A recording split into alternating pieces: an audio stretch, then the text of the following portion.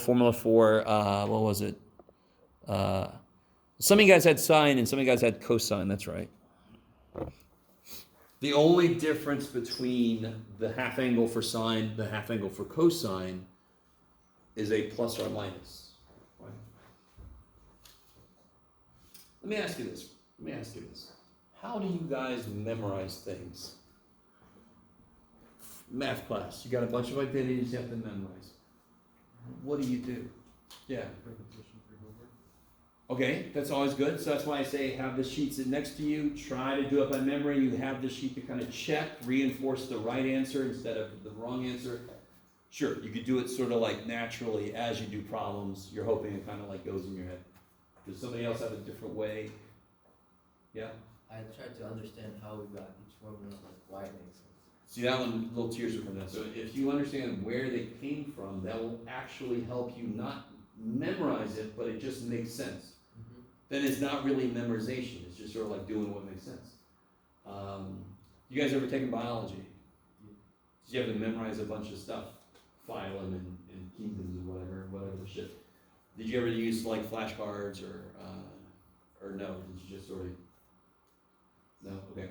The way I would do it is I would write the identities a few times, because for me, I'm the kind of student that if I write something, that sort of gets in my head for some reason. So like I would rewrite my notes and then I would have it for the most part. If I wrote an identity several times, it would start to get into my brain. But this is a situation where you have to know yourself. You have to know what's going to get it in there. If you aren't doing anything to try to memorize it, well, shit, you're definitely not going to remember it. Okay. So coming back to this, what was the formula for the cosine of half an angle? Square root. Cosine theta Square plus 1 root. over 2 square root. Plus or minus?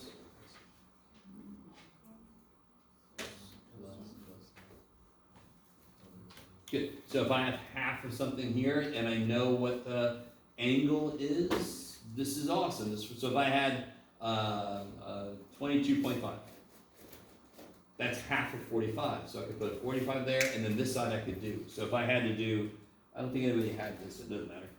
If I had to do cosine of 22.5 degrees, what quadrant is that in? What quadrant is 22.5 degrees? 22.5, sorry. That's my fault, sorry. 22.5 degrees. Yeah. First quadrant, so I'm going to pick the positive one, right? And if half of theta is 22.5, what's a full theta? 45. That is the power of these formulas. I can rewrite a problem with an angle I don't know anything about in terms of an angle I know everything about. We know everything about freaking 45 degrees. 45 degrees. You don't know me. Yes, we do. What's the cosine of 45 degrees? Right, 2 over 2.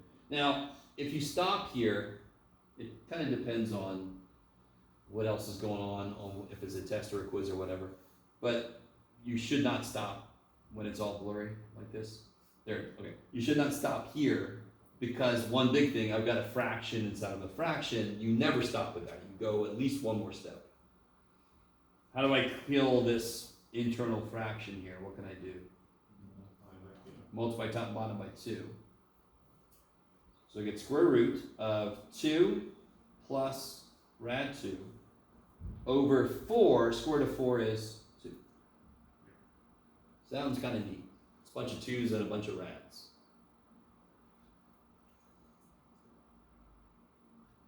Rad of 2 plus rad 2 divided by 2. So and you can simplify that even further, right? No. What could you do? I would say the square root of 1 plus root 2 over 2. Oh, here? No, on the right hand side. Here. Oh, no way in hell you can make those divide. That's not in the square root, and that is. Okay. Yeah. In fact, that was sort of the going backwards. Right? You guys with me? So I could, what's the square root of 8 divided by the square root of 4? Square root of 2. Half of 8 divided by half of 4 is half of 2. What's the square root of 8 divided by 4? I can't put 4 into 8. could simplify, I don't care, but you can't divide 4 into 8 because it's not the radical. You have to have the same root to be able to do stuff with it, yeah. Okay. You guys with me? So that's basically what you needed for the first one. And sine, what's sine of half theta? Sine would just have a minus sign there, that's all. So I told you what cosine theta was. Isn't that crazy? And I asked you what's cosine. Well, you just put what I tell you right there. So, for example, if I told you cosine theta is 7 over 8, and like, what's cosine theta over 2? I got to tell you what quadrant you're in. Let's just go ahead and say we're in the first quadrant. Just because.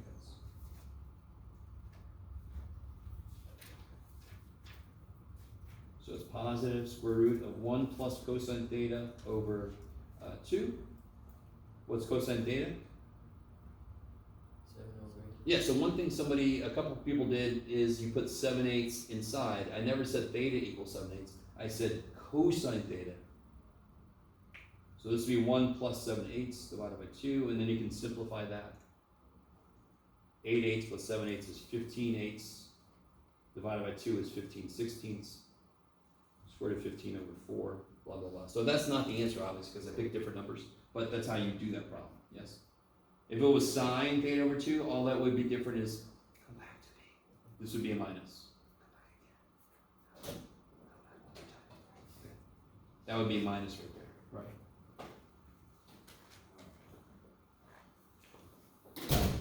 So this quiz had very little to do with mathematical ability. This quiz had to do with, did you memorize stuff? That's really what this had to do with. Because then it was just plug and chug into the right place if you had it memorized. The identities, if you didn't have the double angle whatever memorized, that would never work. You could never do it.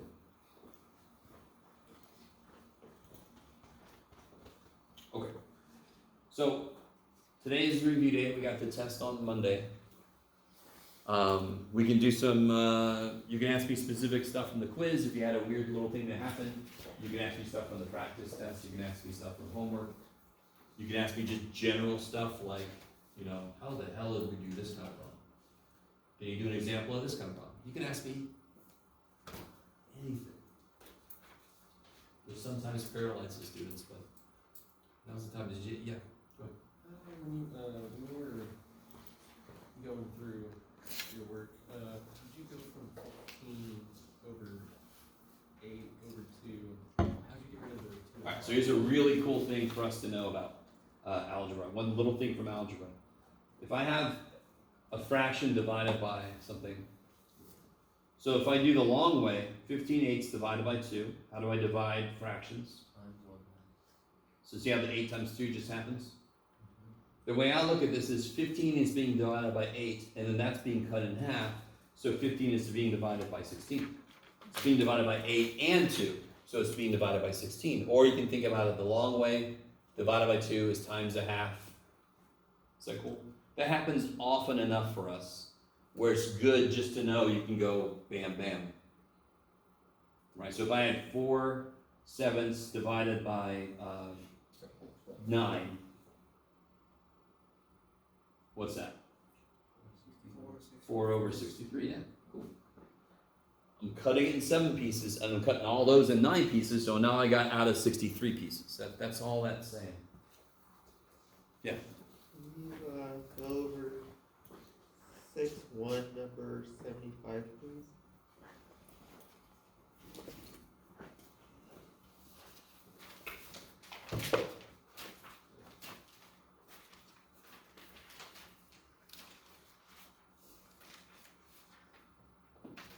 By the way, before I forget, while it's in my head, when are the quiz corrections due? The day of the test on Monday. If you make quiz corrections and you do better on the test, what could happen? Your quiz grade. If you make corrections in the quiz, you can get some points back, correct?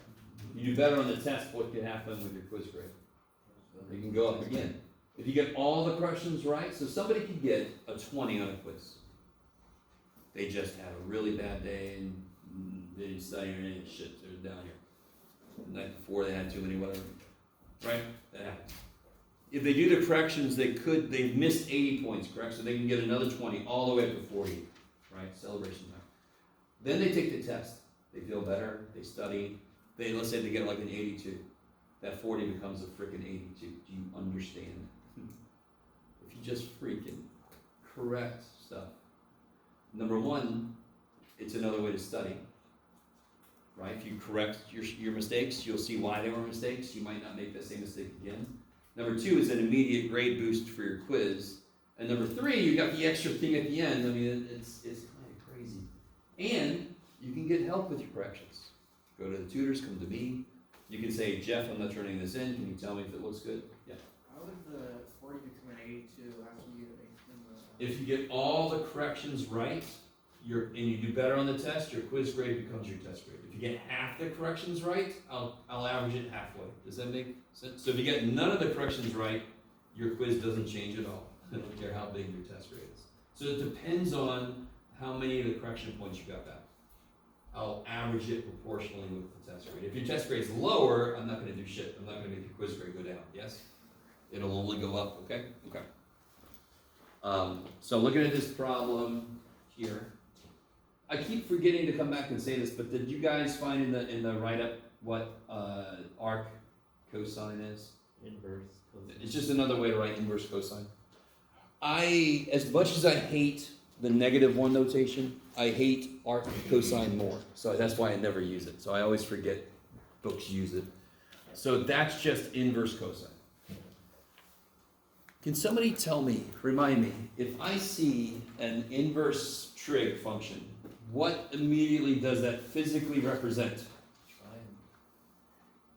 So if I saw inverse sine, hold on, of 2/5. I zoomed way in. Can anyone tell me what does that physically, what geometrically does that represent? The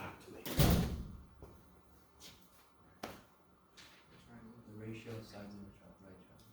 That's what 2/5 represents. What is what does inverse sine of 2/5 represent?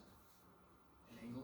Angle, thank you. So you put an angle into a trig function, therefore an angle comes out of an inverse trig, because they undo each other, right? It's really with me. So when you see arc, I'm sorry, now I got arc in my head. When you see inverse trig, that's an angle.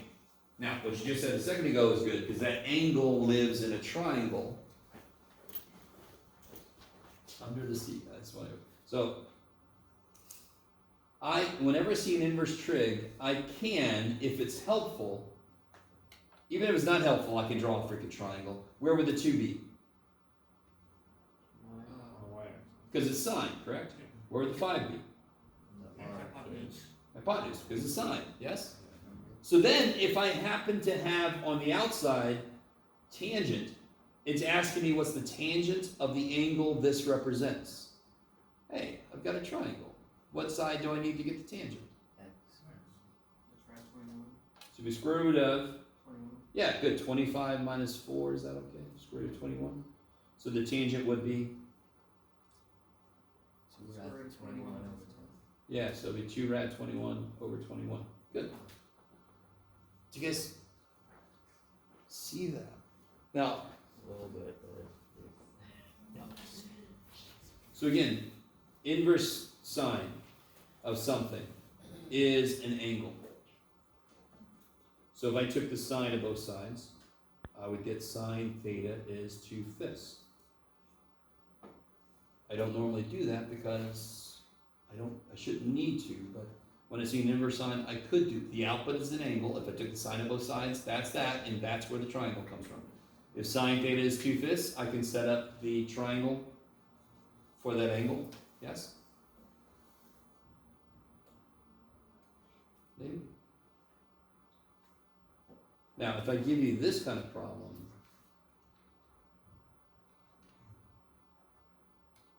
what can you guys, 2 things that tell me I could draw a triangle, there's no reason to.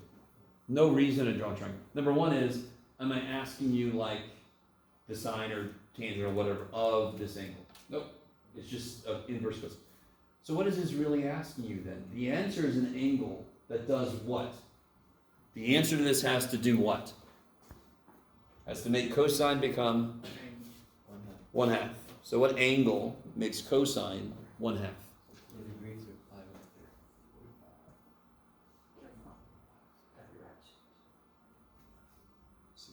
60 degrees, or pi over 3, yes? It's got to be close to where it doesn't like it. It's got to be far away from where it likes it. You guys with me? If that would have been rad 2 over 2, it would have been 45, pi over 4. So when you see this kind of problem, you could draw a triangle. It's not going to help you because the answer is an angle. An angle that does what? Makes the cosine become 1/2. Become a 3. There we go. Okay, maybe. So when you see a problem like this, cosecant of inverse cotangent of, let's make it even worse, x over 3. Can you guys draw the triangle that the angle describes?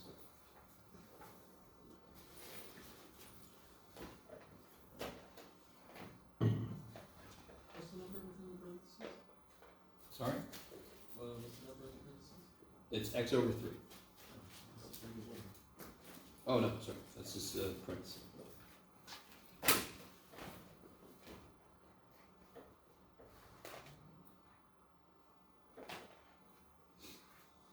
Alright, so if you've drawn the triangle, where is x? Because it's cotangent, right? So That X. it's kind of nice. X is the x. X won't always be the x. If I would have put the x on the bottom, it would have been on the y side. Where's the 3? On the Y side. Cool. How do we know that? Because that's an angle that lives in a triangle where the cotangent is x over 3. Cotangent is x over y, therefore x over 3. Sweet. I can immediately do that. Then I worry about this. Because now I can answer any damn question they want. I just have to find what? How do we get the cosecant? What am I missing? We need the R. Hypotenuse.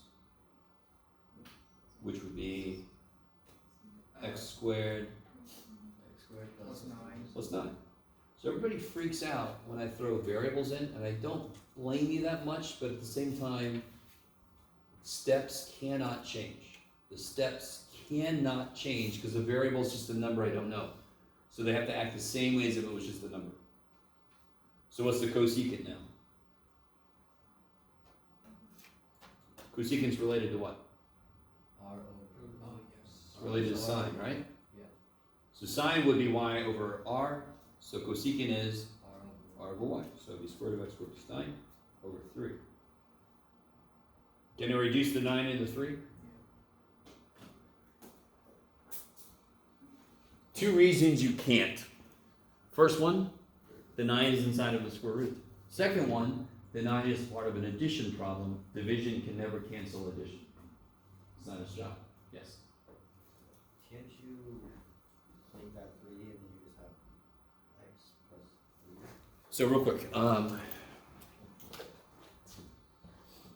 what is the square root of 13 equal to 5? No. No. But isn't the square root of isn't 13 4 plus 9? Isn't the square root of 4 2 and the square root of 9 3? So the plus kind of averages No, now, so no. there's 1. So square roots are powers. I don't know if you guys, I don't know, we haven't really talked too much about this, but remember there's a 1/2 power? What are exponents based on? What operation are exponents based on? Multiplication. No, what are exponents based on? Multiplication. So if I had 7 cubed, you would do 7 times 7 times 7. They're based on multiplication. So do they play well with addition then? Nope. So I cannot distribute that. I can't distribute a radical to each piece. So just to let you know, you're in good company because I teach math 285 and I'll have students in there tell me that x squared plus 9 is x plus 3, and that is complete bullshit. This is like telling me that rad 13 is 5. That's insane, right? Now, I don't blame you because your brain is like, look at the square root, there's a 9, use the x squared. Let me just make it, nope, can't do that shit. Because the plus, the radical can't distribute. Okay. What about if like with the 4 plus 9, square root of 4 plus 9, can you simplify it to like 2 plus 3 and then? That's what I'm saying. You cannot distribute this. Real quick, remind me, a plus b squared, is that a squared plus b squared? No. Why not? Because you should write it twice, you lost the middle term, correct? Powers cannot distribute across addition. Why? They're based on multiplication, that's it, that's all. Because they're based on multiplication. So what is 2x squared? Like that. 4x. Yeah, so why is that allowed to distribute? Because what's the operation inside? Multiplication. And exponents are based on multiplication, so of course they play well with multiplication. They're based on the damn thing, yes? But if I had a plus sign in there, I have to write it twice, foil it, because exponents don't play well with addition. They're not based on addition. Do you guys get that? Just always, to me, I always remember the square root of 13 can't be 5 thing, right? So you can't distribute across addition. You can distribute across multiplication all day, because they're based on multiplication. So, going back to the square root of x squared plus 9, Yep. that would be one of the instances where the square root would not cancel out the square then, huh? Good, because the inside term, the thing inside is not the square of something. X squared plus 9 is not the square of something. Whereas if it was x plus 9 in parentheses squared, or that. This, Then you can cancel out. all day, because you're square rooting something that's squared. Here, this is the square root of a number. It's not something squared. It isn't. Yes? So when you're square rooting, you have to square root the whole function. The whole thing. You Yes. can't square root separately? Nope. Like it, not when it's plus or minus. So, for example, what's the square root of 9x to the 4th? Now that I could do because it's multiplication, right? 3x squared. How do I check that? 3x squared times 3x squared is what? 9x to the Yeah. So if I thought this was x plus 3, how do I check that? squared. X plus 3 times x plus 3. Does that equal x squared plus 9? No. So there's no way in hell that could be the right answer. Again, I understand. This is where you gotta go brain. No, brain, no. I know you see a square, I know you see a 9, I know you're excited, I know you wanna kill some of this shit, but you can't. Stop. I don't blame you if you do that sometimes. I understand. You're like, please let me simplify something. But you gotta remind yourself, no, that plus is in the way. Yeah. It's like with the Pythagorean theorem, you have to square root the whole. Yeah, exactly. Otherwise, Pythagorean theorem would just be a plus b equals c. Yeah. Which actually would make no sense. Yeah. For some- Good. For some triangles, it would make sense if it's like a 3, 4, 5. No. If I had A and I add it directly to B, I get a straight line. I can't make a triangle out of that. The minute I kink it, this is going to be less than A plus B. Yes? Does that make sense? There's A, there's B. If I add them together, I get a straight line. It's not a triangle. The minute, don't I have to do this, now I can make a triangle? Yes? Isn't this going to be shorter than this? This side? I don't know if you guys are with me. Yeah. So if I had,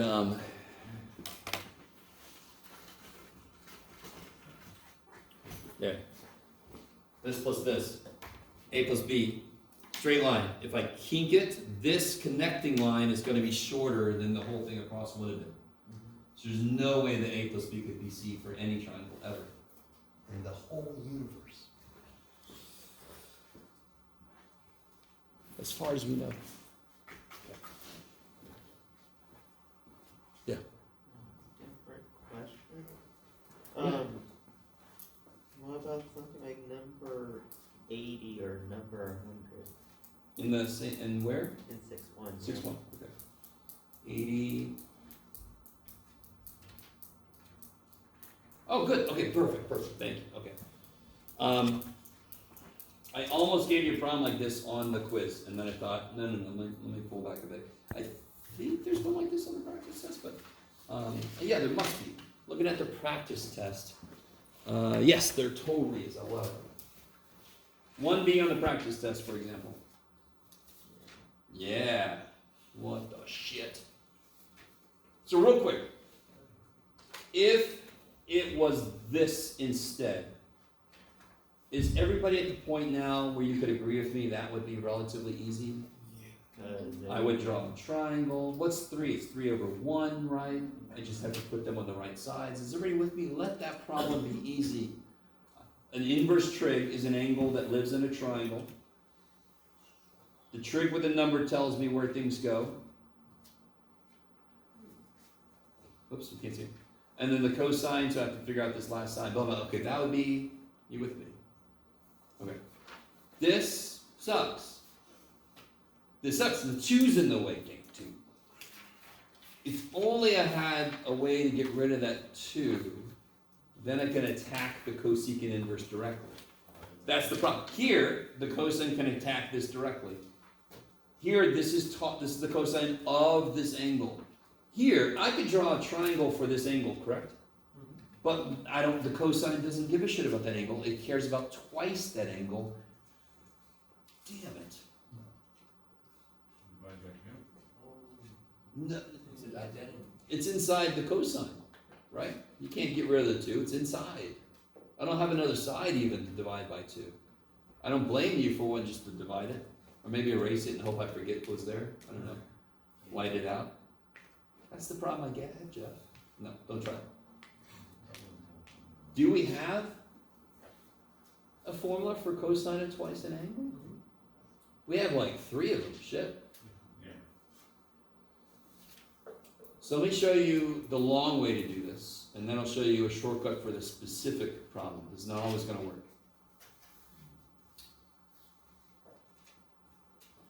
Can somebody give me one option for cosine 2 theta? Cosine squared theta minus. Yeah, cosine squared theta minus sin squared. Let's do this. 11. What's the triangle look like for this inverse trig here? The one we just did, right? We just did one like this. Where's 3 go for cosecant? 3 is the R. Yeah, and then 1 is like sine, so it's the y side, yes? Yeah. And so what's this side here? Rad 8. Rad 8, which is 2 rad 2. Is that all right? Square root of 8, square root of 4 times square root of 2 is 2 rad 2. Okay. Let me stop for a moment. You guys, let that be nice. If I give you an inverse trig, it's not always the right answer to make a triangle, but you could always make a triangle.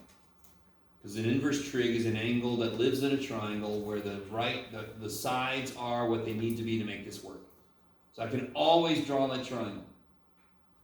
Sorry, you got it? How'd you get rad 8? Oh, how do I get this side? It would be 1 squared plus b squared equals 9. 9 minus 1 is 8, square root. Yeah. Okay.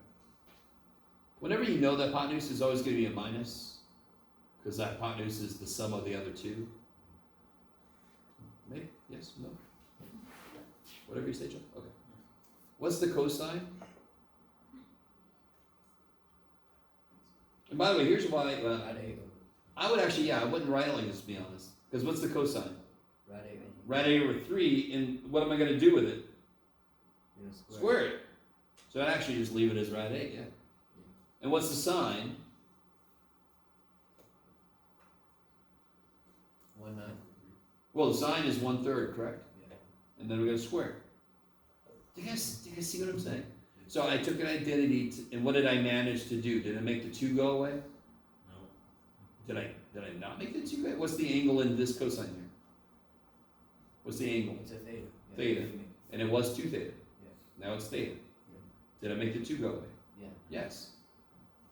So now this is talking about that triangle, and this is talking about that triangle. This was talking about twice the angle in this triangle. That's no good. I don't know anything about that. So you're saying twice the angle would be squared? No. So, okay. This is an angle, yes? Yes. This cosine is not asking about this angle. It's asking about twice this angle. That desperately sucks. Because if I draw the triangle, I know everything. I know everything about this angle. I don't know shit about twice this angle.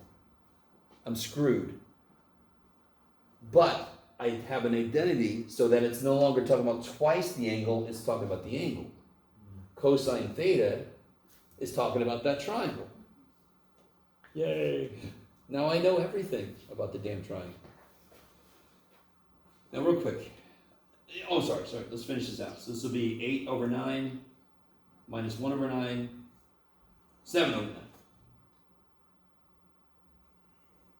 Now the way I would do this, not a damn thing wrong with this. This is awesome, little tear comes out. Okay.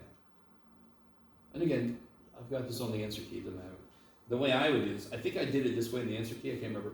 But the way I would do this is I would do this. Another option for cosine twice theta is 1 minus 2 sine squared. If cosecant is 3, sine is 1/3. Answer. Cosecant is 3, yes? Which means sine is 1/3. 1/3 squared is 1/9 times 2. I get the same answer, yes? That's why I don't care which way you do it. You get the same answer, doesn't matter. You guys cool with that? Because again, cosine 2 theta, isn't it cosine squared theta minus sine squared theta? Isn't it also 1 minus 2 sine squared theta? Isn't it also 2 cosine squared theta minus 1? So, with that, you're saying that, so, it would be 1/3 and then you multiply it by 2? 1/3 Yeah. squared, 1/9 Oh. times 2. 2 nines. Because that's squared sine, right? Well, it's squared, but 1 squared is 1, right? Yeah, over 3 squared is 9. Times 2 is 2 nines. Subtracted from 1, yeah. Okay, Yeah. I see it. Okay. You don't have to do this, by the way. You do whatever way comes to you. Okay. And there's 3 options for cosine. All of them would work.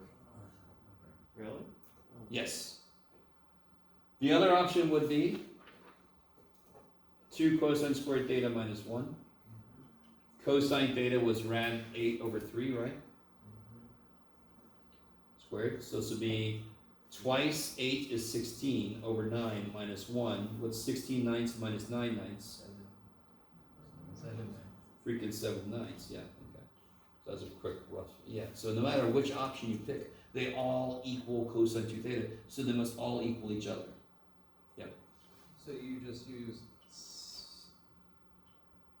it was cosecant to find the triangle, and then you turned it into the expanded version. And you Yeah, so I triangle and plugged it in. so these two things had nothing to do with each other right away, but I drew a triangle that was represented by this inverse. Right, and then you made it cosecant. Then I did the identity so that my expressions are talking about this triangle. Okay, there was just that disconnect for a minute. Okay.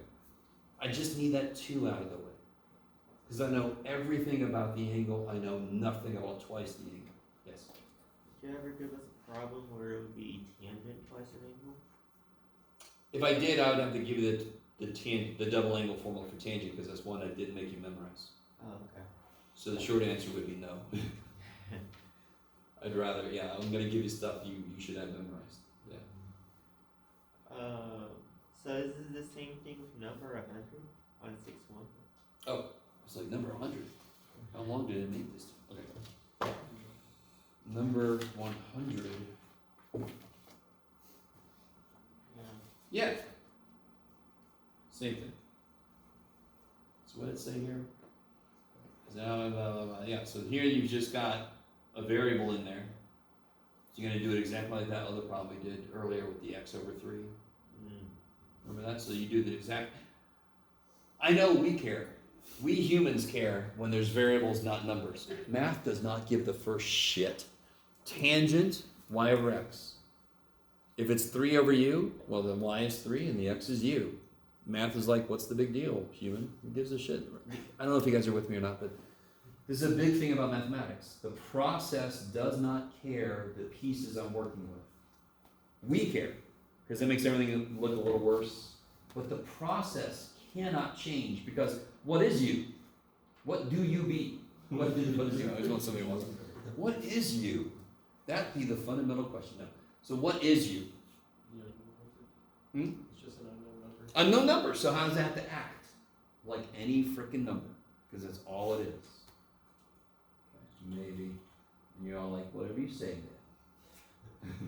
they screw me over better than numbers do, so I don't know what you're talking about. Okay. So if it was 3/5, you guys would feel better. Most of you would. But 3/u is exactly the same. It's exactly the same. I just put it where I would have put the 5 and just, yeah. Could be 0. Well, it can't be 0, because then I'm trying to do infinity. I think. Oh, right. Yeah. Good point, though. Now, it could be, I'm talking about the bottom, right? It could be 0 for sure. But what's the inverse tangent of 0? Does anyone know? So if I ask you what the inverse tangent of 0 is, you think, what do I take the tangent of to get 0?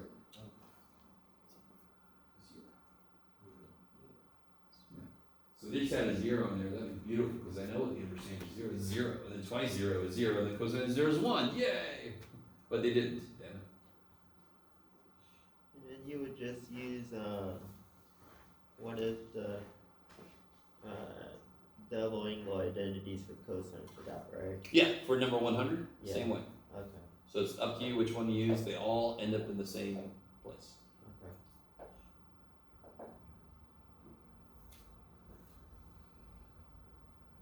This one looks exciting.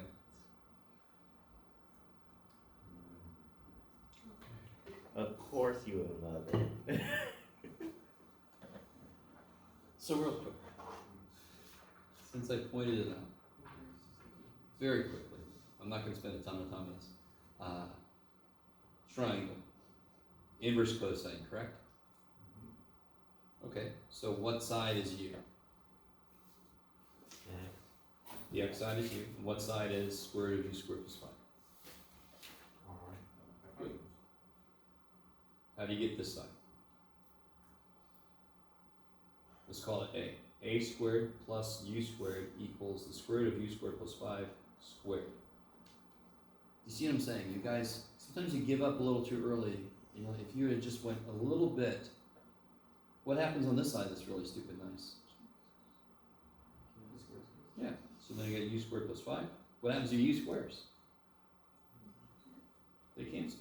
So I get a squared equals 5, so I get a equals Rad 5. Rad 5. So freaking awesome. Somebody gives up. And if you would have just brute force wrote the Pythagorean theorem, things cancel, things happen. So don't give up before you write, you know, in this case, what the Pythagorean theorem looks up. At least write that, and then maybe you go, oh, wait a minute. That just can't, oh, wait a minute, those cancel. Oh, wait a minute, holy shit. Nowhere near as bad as I thought it was going to be. So this will be rad 5, and then they ask me what is the, where'd it go? Here it is. What is the secant? Well, what would the secant be? You over at 5? Hmm? What do you think? Secant. Yeah, that's Yeah, rad u squared plus 5 over u. Yes. U. And then you're done. That's it. You're done. Did any of it look pretty? No. Did you do exactly what you would have done if there were numbers? You totally did. You did exactly what you would have done if there were numbers. It's just doesn't look as nice. It's got more parts to it. Okay. I can see your eyes are all like, fine, but don't give me that one. We'll see. Yes. So for a problem like that, you're essentially just, flipping the numbers upside down, right? Well, yeah, when I'm asking for secant, you can think to yourself, cosine would be this over this, so secant would be this over that. You can always do that. Is that what you're saying? No? Kinda. Yeah, so if I'm ever asking for secant or cosecant, you can think, okay, sine, if I'm asking for cosecant, sine would be this, cosecant would be that. But you can always solve, in this case, for cosine, and then just flip it. And that answers the question.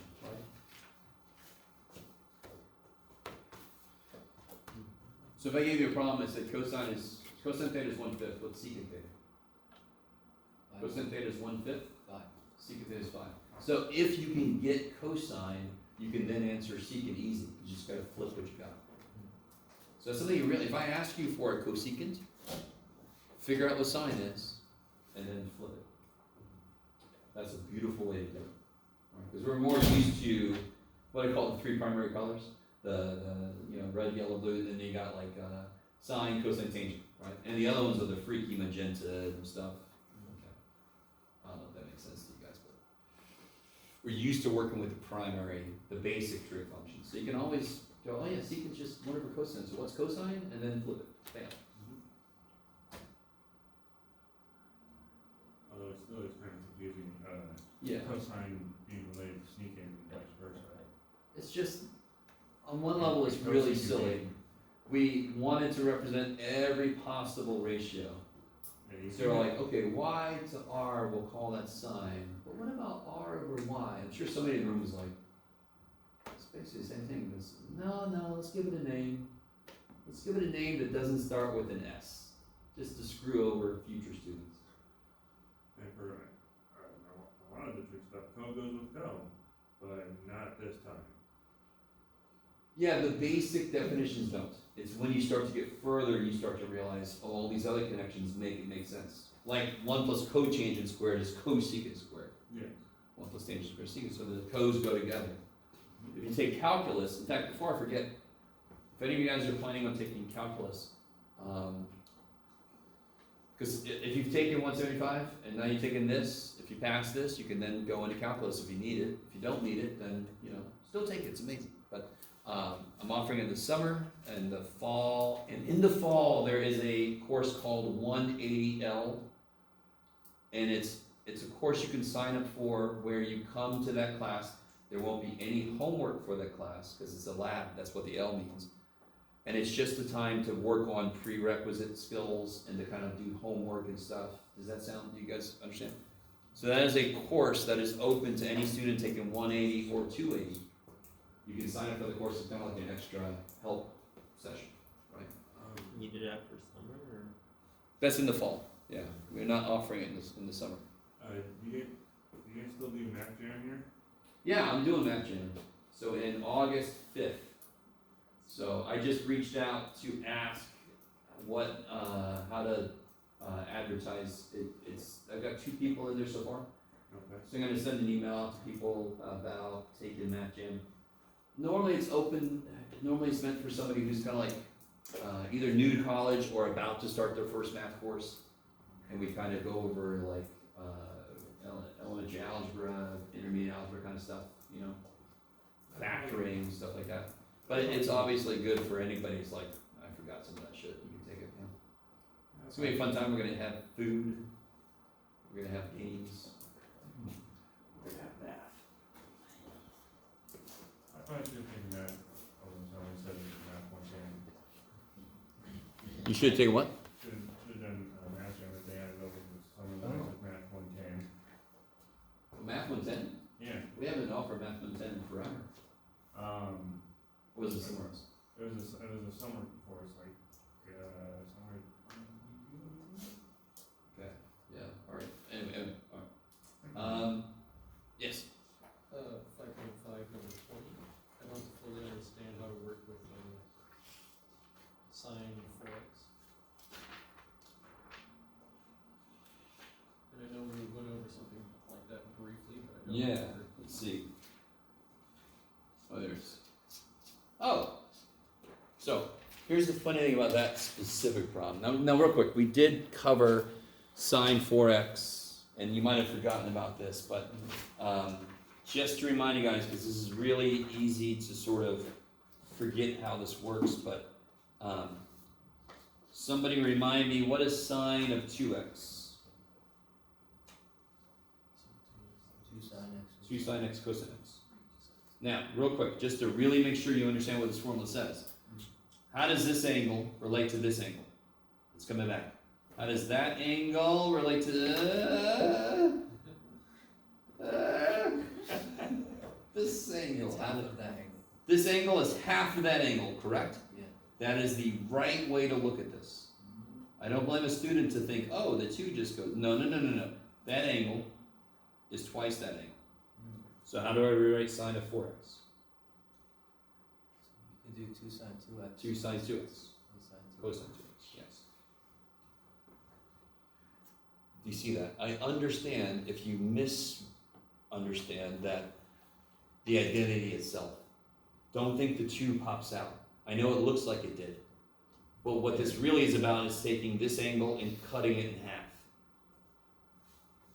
So, And real quick, remember this is from sine of x plus x? Sine x cosine x plus sine x cosine x, right? So this would go from sine of 2x plus 2x, and that's why there's still 2 x's there, yes? So if it was like, Sine of 6x. sine of 6 or 7, Sorry? what about like 7? Oh, 7x would suck. Yeah, any odd number would suck because if you had sine of 7x, you'd have to do something like sine of x plus 6x and kind of rip those apart first. Yeah. That would suck. Now, on this specific problem, you don't have to start on that side. If you start on this side, it naturally goes to that side. And why would I possibly start on this side? There's more algebraic shit to do on that side. I could write it twice, FOIL it out, right? Yeah, maybe. Yeah. Not relating to that, but it's kind of a comment, and I think you'd probably hate that I noticed that. But you circled blue for number 22. That wasn't me, actually. That wasn't me. I bought this book somewhere, and it was already. I know you circled it and just like, okay, that's No, a good there's a problem. bunch of circles. There's a bunch of little things in this book, which is funny to me. But you know, if you ever bought a book and somebody highlighted everything, like that's not how that works. But yeah, so somebody randomly circled stuff. That is one. You're right.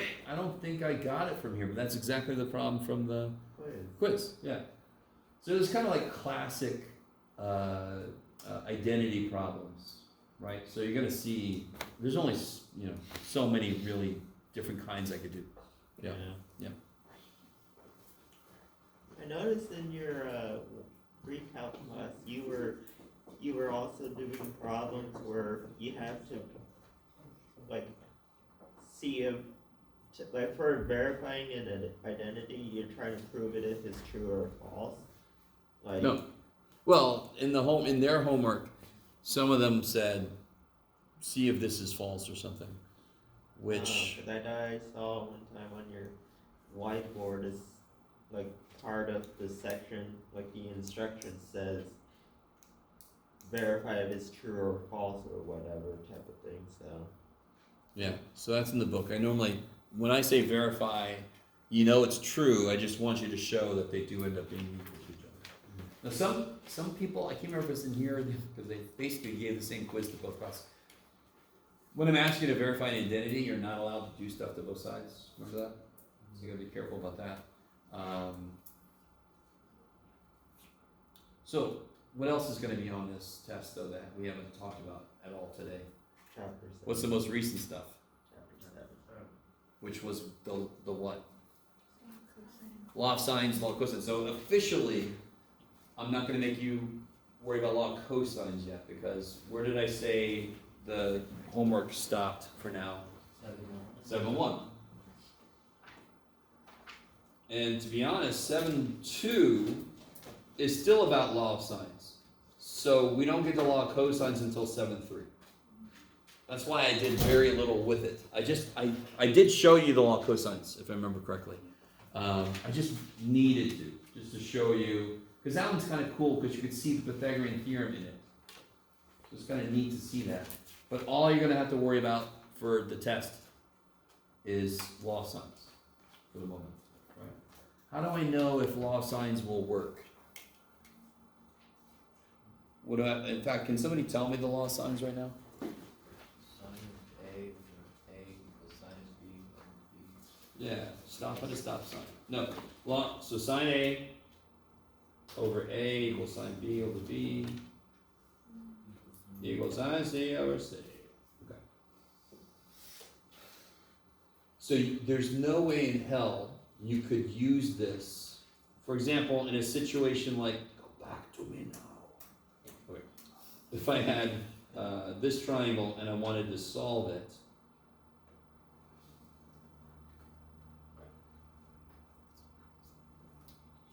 why would this never work for this? Could you use Pythagorean theorem to get that last side? You could, you could not. Do I know it's a right triangle? No. I have no idea. In fact, probably it's not. So no, of course you can't use Pythagorean theorem because it requires you to have a right triangle. Does anyone? So let me call this. Let's call this A. So this will be side A. This will be B. This will be side B. This will be C. This will be side C. If I try to use any two of these to make an equation, I'm going to have two things I don't know. If I try to use A, that makes sense, but I don't know side A. I know side B and C, but I don't know angle B or angle C. I could never make an equation with less than two unknowns. And I can never solve an equation that has more than one unknown. You guys with me? If I said solve this, shit yeah. If I said solve this, hell no. That's -1. That's an infinite number of answers. Screw you, Jeff. So I need you to be with me. So I know I can use law of sines if I'm able to make a complete ratio. What do I mean by that? So what if I had this triangle instead? 11 degrees, 7, 13. Can I make a complete ratio? Let's call this A. This is side A. What do I mean by complete ratio? Do I have an angle and its side? Yes, so I can make sine of A over little a. That's a complete ratio. Sine of A over little a. And then I can make sine of B over little b. And then how many unknowns do I have in this? Freaking 1. Yeah. I got 1 unknown. Oh, shoot. Let me do this real quick. I'm going to give you the answer key, but in order to do that, I need to go get it. So I printed it out this morning and I didn't throw it in my backpack. I don't think, no. So let me rock back so I can give you the answer key.